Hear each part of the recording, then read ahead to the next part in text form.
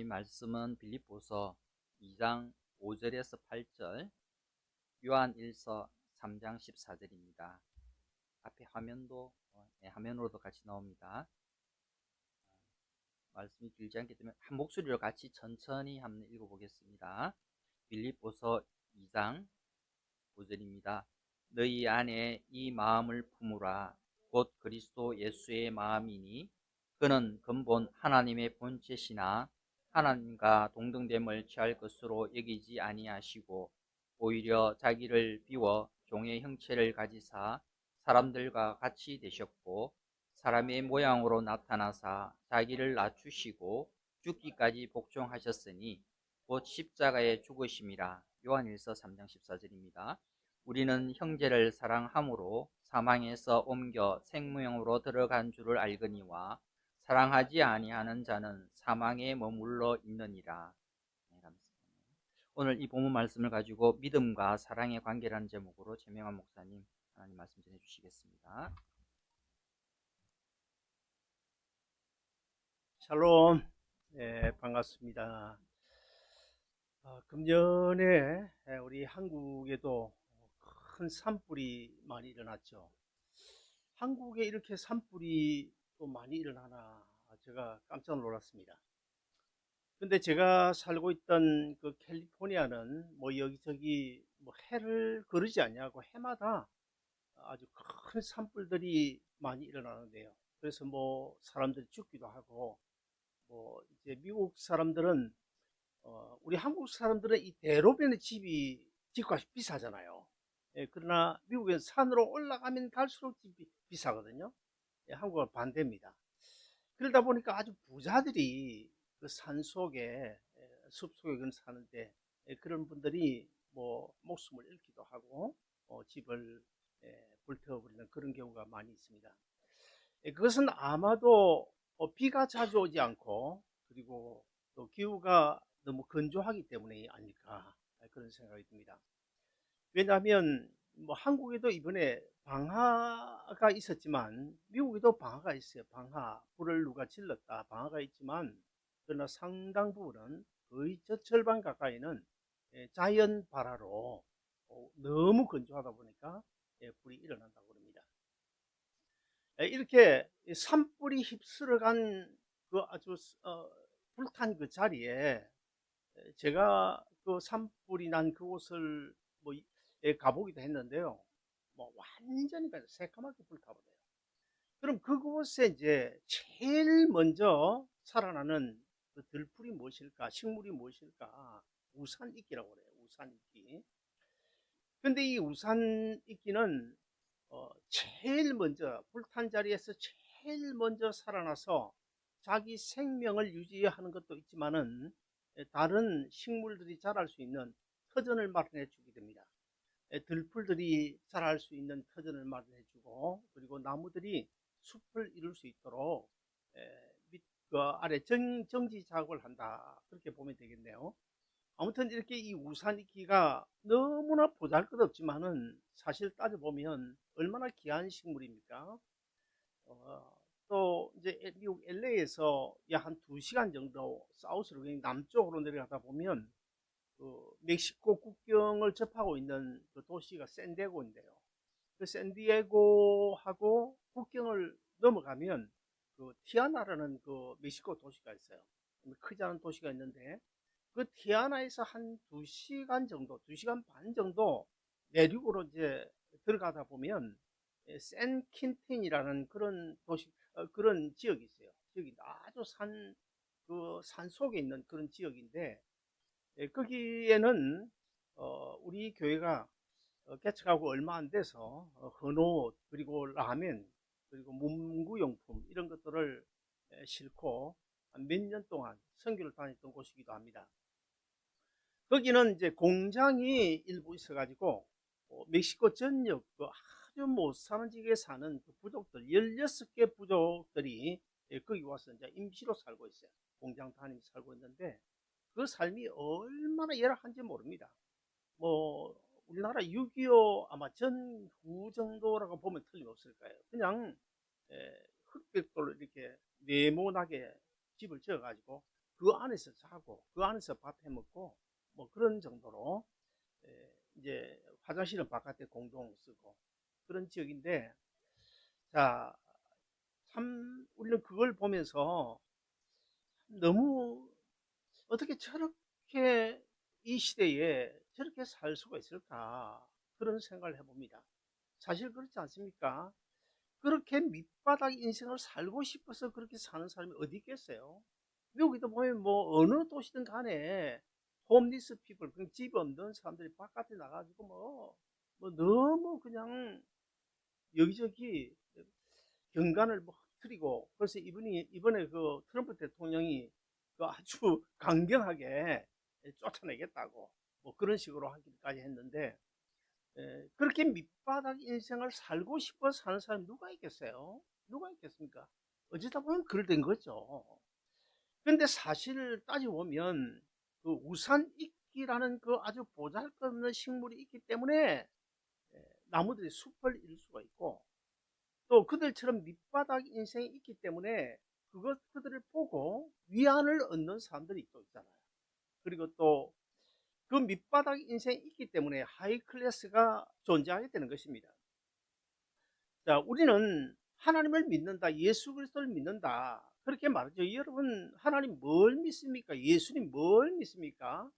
하나님을 믿는다, 그것은 하나님께서 우리를 죄에서 구원하시기 위하여 자기 아들 예수 그리스도 십자가에 내어주시기까지 우리를 사랑하셨는데, 그 하나님의 사랑을 우리가 받아들이는 것이 하나님을 믿는 것이고, 그리고 예수를 믿는다, 그것은 내가 십자가에 달려 죽어야 되는데 내 대신, 내 죄를 대신 짊어지고 십자가에 달려 죽으신 그 예수님, 그 예수님이 자기 몸을 희생하면서까지 우리를 사랑하셨는데, 그 예수님의 사랑을 받아들이는 것이 바로 예수 믿는 것이다, 그렇게 보면 틀림없습니다. 자, 그런데요, 근데 인간을 향하신 그 하나님의 사랑은 일방적이죠. 일방적입니다. 범죄한 인간과 이혼한 다음에 하나님께서 구원을 계획하지 않으셨어요. 그리고 사람과 논의한 끝에, 서로 상의한 끝에 뭐 자기 아들을 십자가에 내주시지 않았어요. 하나님은 일방적으로 우리를 사랑하시는데, 그러면서 예수님은 우리에게 복음서에서 뭐라고 말씀하십니까? 나는 그렇게 너희를 사랑하지만은 너희는 서로 사랑해라. 서로 사랑해라. 그래서 우리 한국 교회가 보면 참 이 십자가가 있잖아요. 십자가가 있는데 하나님과 나와의 관계, 세로죠, 세로. 세로로 하나님과 나와의 관계. 이 십자가 너무너무 바른 사람들이 많아요. 근데 하나님과 나와의 관계는 바른데 옆으로 형제와 형제, 성도와 성도 간에 옆으로 된 그 가로로 된 십자가는 부족한 그런 사람들이 간혹 있죠. 또 반면에 어떤 사람은 옆으로 가로로 된 이 십자가, 형제간의 사랑, 뭐 돌보고 섬기고 사랑하고 이거는 잘하는데, 또 하나님과 나와의 그 믿음 관계, 그것은 좀 약한 부분, 그런 분들이 간혹 있지 않습니까? 그러나 우리 예수 믿는 성도들은 온전한 크로스가 되어야 됩니다. 우리의 삶이 온전한 크로스, 하나님과 나와의 관계도 발라야 되지만 우리가 형제들 간의 이 관계도 발라야 온전한 크로스를 이룰 수 있다, 그렇게 말씀을 드리고, 자, 그래서 우리 하나님은 우리를 일방적으로 사랑하시되 어떻게 하셨어요? 어떻게 사랑하셨습니까? 자기 아들 예수 그리스도를 우리의 죄를 대신 짊어지게 해서 십자가에 우리가 받아야 될 그 심판을 대신 받게 하심으로, 십자가에 내어 주심으로 하나님의 공의의 성품을 만족시키고, 그 다음에 동시에 하나님의 사랑으로 우리를 죄에서 구원해 주신 그것이 바로 십자가의 은혜요, 하나님의 은혜요, 예수 그리스도의 은혜인 줄로 믿습니다. 이런 하나님의 사랑을 우리가 받아들이면 하나님을 믿는 것이고, 그리고 하나님의 사랑을 받아들이지 아니하면 믿지 않는 것이 되는데, 따라서 하나님을 믿는다는 말은 다른 말로 하면 하나님의 사랑을 받아들인다, 그것이 이꼬르가 되지 않겠습니까? 하나님을 사랑하는 것하고 하나님을 믿는 것은 어찌 보면 이꼬르가 될 수 있습니다. 이꼬르가 될 수 있는데, 왜 그렇습니까? 왜 하나님을 사랑하는 것이 믿는 것이고 하나님을 사랑하지 않는 것이 믿지 않는 것이다. 왜 그럴까요? 믿지 않는데 어떻게 사랑할 수 있습니까? 남녀 간에도 마찬가지죠. 상대방을 믿기 때문에 사랑하는 것이고 또 사랑하기 때문에 믿는 것 아니겠습니까? 그래서 이 믿음과 사랑은요 절대로 떼놓고 말할 수 없는, 어떤 면에서는 동전의 양면과 같다, 그렇게 볼 수 있지 않습니까? 자, 500원짜리 동전이 있는데 그 동전이 한쪽밖에 없다, 한쪽이 뭐 망가져 버렸다, 그럼 그 돈으로서의 값어치 있습니까? 전혀 값어치가 없습니다. 그래서 믿음과 사랑은 절대로 떼놓고 말할 수 없는 그런 관계인데, 자, 이렇게 하나님의 사랑을 받은 사람은요 반드시 누구라도 그 양심적으로 진짜 하나님의 사랑을 입은 사람은 그 사랑을 갚고자 하는 그런 마음이 생기게 되어져 있습니다. 그러면 하나님의 사랑을 어떻게 우리가 갚을 수 있습니까? 우리가 하나님을 섬기고 그리고 하나님을 경외함으로 그 하나님의 사랑을 갚을 수가 있는데, 사실 그런데 문제가 있지 않습니까? 문제는 하나님이 내 눈에 보이면 뭐 우리 집에 모시다가 따뜻한 밥 한 끼 아니면 커피 한 잔 대접할 수도 있겠고, 또 아니면 뭐 아무리 돈이 없어도 뭐 이태리 좋은 양복도 한번 드리고 드릴 수가 있겠는데, 눈에 보이지 않기 때문에 우리가 하나님을 섬길 수가 없잖아요.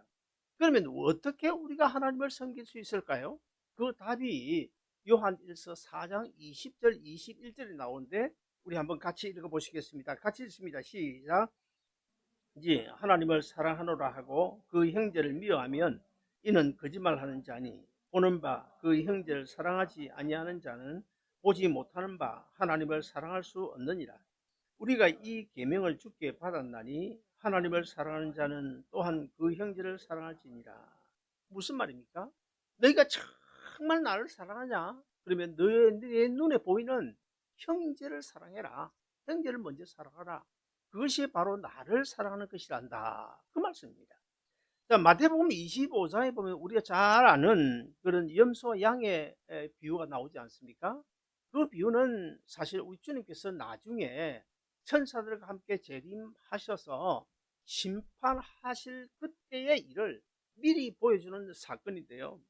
그때 우리 주님께서 어떻게 하십니까? 양은 오른편에 염소는 왼편도 서게 해가지고 양편에 있는 자들에게 먼저 이렇게 말씀하십니다. 너희가 나에게 입혀주고 먹여주고 나를 돌보아 주었다. 그렇게 말씀하시는데 우리 마태복음 25장 35절 6절 같이 한번 읽어보시겠습니다. 시작. 내가 줄일 때에 너희가 먹을 것을 주었고 목마를 때에 마시게 하였고 나그네 되었을 때에 영접하였고 내가 벗었을 때에 옷을 입혔고 내가 병들었을 때에 돌보았고 옥에 갇혔을 때에 와서 보았느니라. 자, 그러니까 그 양편에 있는 자들이 예수님께 뭐라고 말합니까? 아니 주님, 우리가 언제 주님을 돌봐줬고 언제 우리가 주님을 먹여줬고 언제 우리가 입혀줬으면 우리는 그런 적이 없는데요. 그러니까 우리 주님께서 양편에 있는 자들에게 또 이렇게 말씀하십니다. 너희가 내 형제 중에 지극히 작은 자 하나에게 한 것이 곧 내게 한 것이니라. 여기서 말하는 지극히 작은 자가 누굴까요? 한마디로 이야기하면 자기 능력으로 자기 힘으로 살아갈 수 없는 사람. 우리 한국에 아무리 한국이 잘 산다 해도 그런 사람 없을까요? 수없이 많습니다. 그런 사람. 얼마 전에 KBS 방송이 부산에 와서 취재를 했는데 보니까 저 자천동인가 어떤 걸 가보니까 옛날에 그 여인숙 하던, 수십 년에 여인숙 하던 그걸 그냥 아주 방이 뭐 한 평 반 얼마밖에 안 되는 이런 방, 거기에 이 독거 노인들이 거기 살고 있는데 참 그 모습들을 보면요 정말 얼마나 안타까운지 몰라요. 똑같이 우리가 사람으로 태어나가지고 그들도 한때는 나름대로 잘 나갔던 사람들일 텐데 저렇게 비참하게 살아오고, 그래서 뭐 또 그 노인들 가운데서 죽었는데도 이미 죽었는데도 열흘 후에, 보름 후에, 심지어는 20일 후에 발견하게 되는 그런 케이스가 상당히 많다고 그래요. 자, 이렇게 우리 주위에 헐벗고 굶주린 사람 아니면 감옥에 갇힌 사람 또 병들어서 누워있는 사람, 자기 힘으로는 살아갈 수 없는 사람, 누군가 도와주지 않으면 살아갈 수 없는 사람들, 그런 사람들을 가리켜서 우리 주님이 지극히 작은 자라고 우리에게 말씀하고 있는데, 그 작은 자를 섬기고 사랑하는 것이 바로 내게 나를 섬기는 것이다, 그렇게 말씀하고 있습니다. 그러면 또 다른 본문인 요한 1서 3장 14절 우리 다시 한번 더 같이 읽어보실까요? 같이 읽습니다. 시작. 우리는 형제를 사랑함으로 사망에서 옮겨 생명으로 들어간 줄을 알거니와 사랑하지 아니하는 자는 사망에 머물러 있느니라. 다시 한번 더 읽어보실까요? 다시 한번 더 읽어보면 같이 읽습니다. 시작. 우리는 형제를 사랑함으로 사망에서 옮겨 생명으로 들어간 줄을 알거니와 사랑하지 아니하는 자는 사망에 머물러 있느니라. 자, 여기 보면 사망에서 생명으로 옮겨 들어갔다, 이 무슨 말일까요? 사망에서 생명으로 옮겨갔다, 지옥에서 천국으로 옮겨갔다, 그 말 아닙니까? 그리고 또 다른 말 하면 죄에서 구원 얻었다, 그런 말도 될 것입니다. 자, 그러면 지옥에서 어떻게 천국으로 옮겨갔다는 것입니까? 그리고 또 어떻게 구원을 얻었다는 말입니까? 어떻게 해요? 형제를 사랑함으로. 여러분 어떻게 생각하십니까? 이 말이 맞는 말입니까? 틀린 말입니까? 아주 심각한 문제입니다. 자, 형제를 사랑함으로 지옥에서 천국으로 옮겨졌고, 형제를 사랑함으로 죄에서 구원을 얻었다, 이 말인데, 이게 사실 우리가 이해가 안 되죠. 그렇다면 여러분은 형제를 사랑해서 구원 얻었습니까? 예수를 나의 구주로 믿음으로 구원 얻었습니까? 당연히 답은 우리는 예수를 나의 구주로 믿음으로 구원 얻습니다. 자, 그런데 그리고 또 예수 믿고 영원한 생명 얻어 천국 들어갈 것이 우리의 신앙 상식이고 또 성경이 우리에게 가르치는 진리 아니겠습니까? 그럼에도 불구하고 사도 요한은 오늘 본문 요한 1서 3장 14절에서 형제를 사랑함으로 너희가 사망에서 생명으로 들어가고 죄에서 구원 얻는다, 이런 참 이해되지 않는 말씀을 하고 있는데, 우리는 이 로마서 12장 그리고 고린도서 12장에 보면 어떤 비유가 나옵니까? 지체 비유가 나옵니다. 그 지체 비유를 우리가 잘 이해를 하면 요한 1서 3장 14절 이 말씀이 충분히 이해가 되지고 깨달아질 것입니다. 예를 하나 들어보겠습니다. 예를 들어서 이제 겨울에 발이 쓰래요. 발이 시린데 그러면 어떻게 해야 됩니까? 양말을 신어야 돼요. 그 양말 누가 신겨줍니까? 손이 신겨줍니다. 손이 양말을 신겨주면 그러면 이 손이 발을 섬기는 것 아닙니까? 손이 발을 섬기고 손이 발을 사랑하는 것이죠. 근데 사실 따지고 보면 손이 발만 섬기고 발만 사랑하는 것입니까? 아닙니다. 사실 결과적으로는 몸을 섬기는 거예요. 몸을 섬기는 거 아닙니까? 자, 이와 똑같이 우리는 지체 비유에 있어서 예수님의 몸인 이 교회에 우리가 한 지체대로 다 모여가지고, 사실 그래서 우리가 공동체란 말을 흔히 많이 쓰는데, 이 공동체라는 의미를 우리가 잘 알고 사용을 해야 됩니다. 우리가 교인들이 많이 모였다, 그래서 공동체 아닙니다. 그건 공동체 아니에요. 그러면 세상에도 공동체는 말로 똑같아지는데, 우리 교회 공동체는 세상 공동체와 다릅니다. 엄연히 다릅니다. 교회 공동체는 뭐가 다릅니까? 세상 공동체는요, 그 사람들 개인 한 사람 한 사람이 그냥 모여 있는 거죠. 어떤 문제를 두고 모여 있는 거죠. 그러나 우리 교회 공동체는 뭡니까? 예수님의 보혈을 시멘트 삼아서 하나님의 교회를 이제 건축을 해갈 때, 영적인 교회를 건축할 때 이제 벽돌을 쌓으면 벽돌 사이에 뭐가 있어야 됩니까? 시멘트가 있어야 됩니다. 시멘트가 있어야 되는데, 우리 영적인 하나님의 교회를 건축하는 일에는, 교회가 세워져 가는 일에는 이 시멘트가 뭐가 시멘트 되는 것입니까? 예수님의 보혈이 우리 김 장로님, 유 장로님, 우리 정근사님 이렇게 한 사람 두 사람 차고 쌓아가지고 하나님의 교회를 이루어간단 말이죠. 그래서 이 예수님의 보혈로 우리 한 사람 한 사람이 지체된 사람들이 차곡차곡 쌓여져 가가지고 하나님의 교회를 이제 확장시켜 나가는데, 이것은 뭐 사실 이 유기체란 말은 유기체적인 우리가 교회 공동체다. 교회 가족 공동체다. 그렇게 말해야 맞습니다, 사실은. 그런데 이 유기체는 사실 화학적으로나 물리적으로도 유기체란 말에 포함은 되기는 되는데 사실 엄밀히 따지보면 물리적인 그런 유기체보다는 화학적으로 예수님 피로 완전히 이 화학적인 어떤 분해 이래 됨으로써 이제 쌓아가는 공동체, 예, 그렇게 말해야 될 것입니다. 자, 이와 같이 우리가 주님의 몸에 붙어 있는 한 지체 한 사람 한 사람 지체들로서 그 지체가 서로 섬기면 그 지체가 지체만 섬기는 것이 아니고 바로 주님을 섬기는 거예요. 주님을 섬기는 것이다. 그러므로 우리가 형제를 사랑하면 그것이 주님을 사랑하는 것이 되고, 주님을 사랑하면 아까 제가 말씀드린 대로 그 사랑을 accept 받아들이면 그것이 믿는 것이다.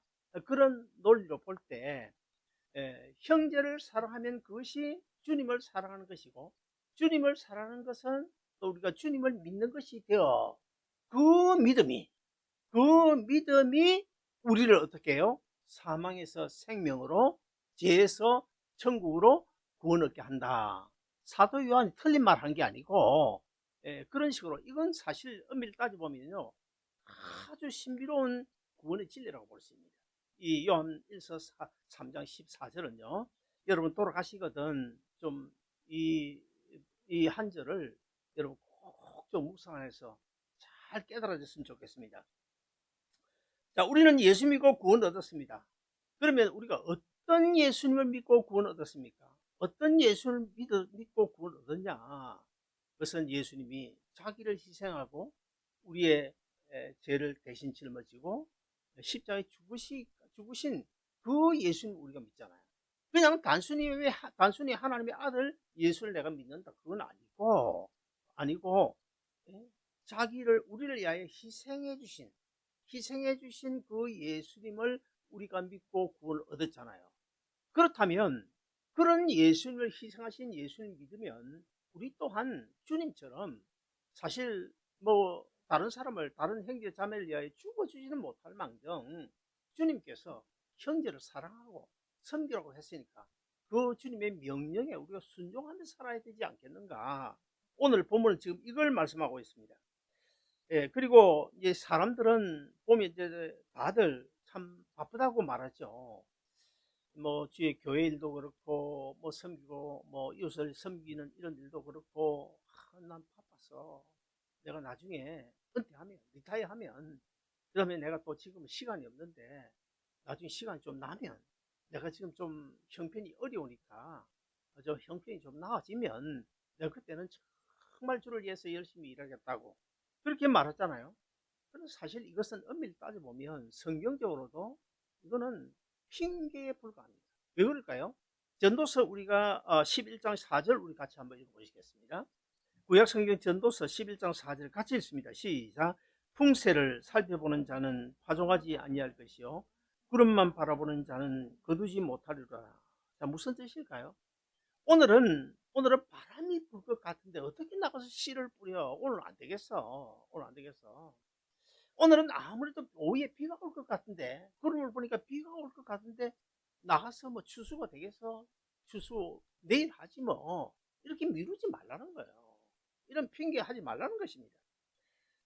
여러분, 우리 그리스도인의 삶은, 우리 그리스도인의 길은 주님을 따라가는 것입니다.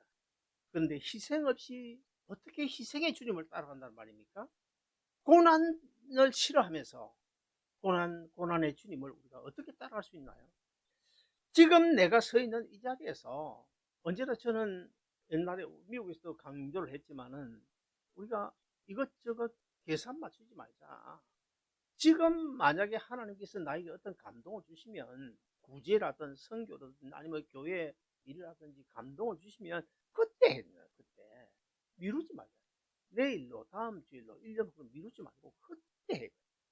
자, 하나님이 감동 주시는 그때 그리고 하나님께서 이미 지금 나에게 주신 분복 넉넉하든 넉넉하지 않든 주신 분복에 따라서 그리고 내가 할 수 있는 최선을 다해서 주님 앞에 해야 그것이 하나님 앞에 연락이 된다는 것입니다.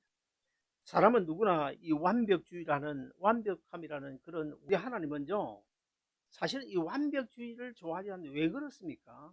완벽한 사람만 들었을 것 같으면 우리 들어 쓰임을 받을 사람 아무도 없잖아요. 왜 그렇습니까?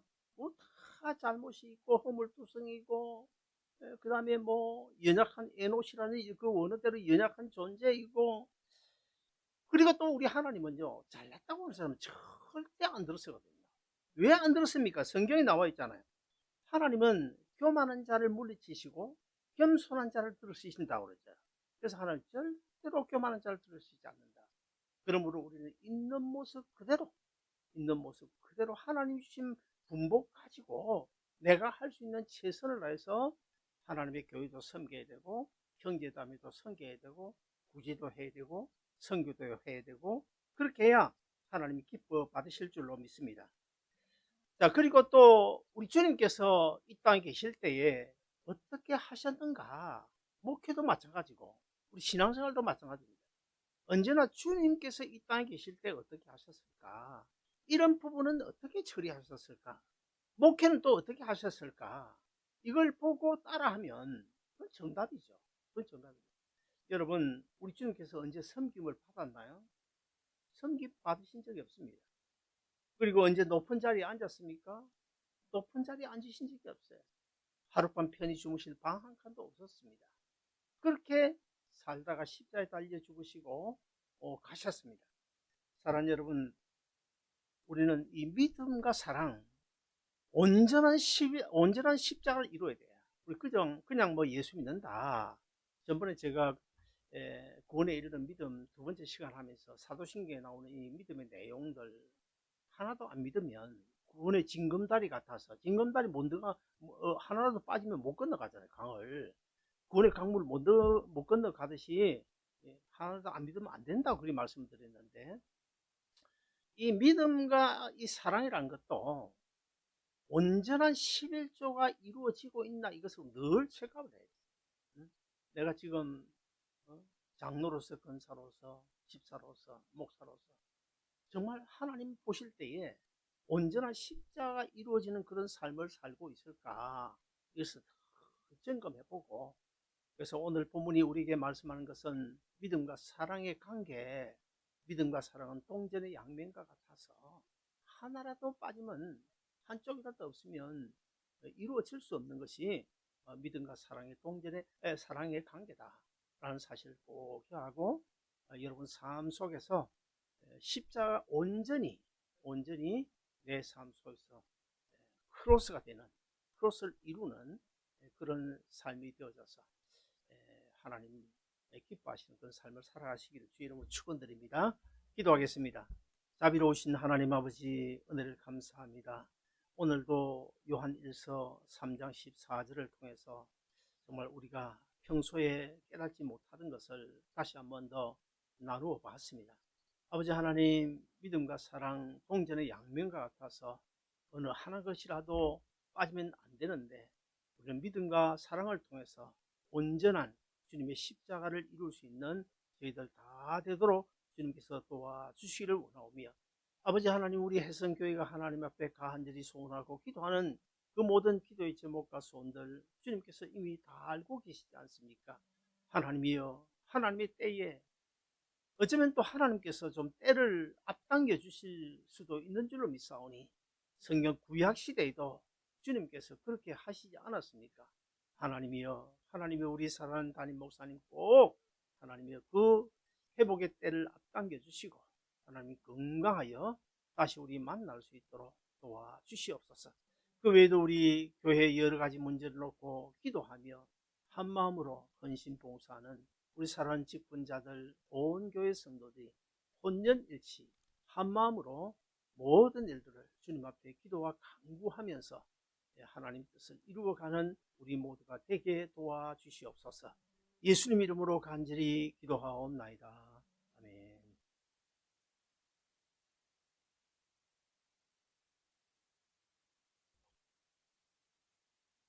네, 말씀 생각하시면서 찬송가 220장입니다.